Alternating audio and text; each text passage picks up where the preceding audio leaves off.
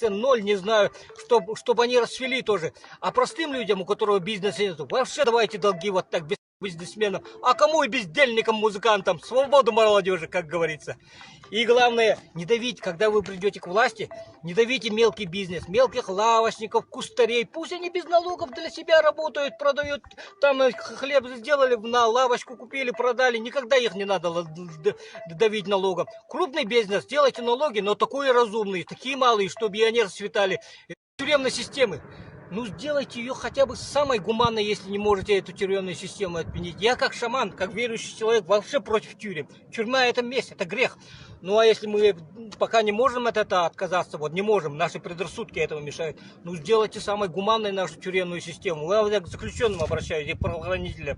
Не надо смертных казней этих, не надо пожизненных сроков. Сроки маленькие сделайте, а не чудовищные, 10-15 лет какие-то. Они все наши заблудшие братья и сестры там сидят. Кто по ошибке, а кто нарочно вот туда попал, по наветам. Не надо ехать, не людей превращать, они люди.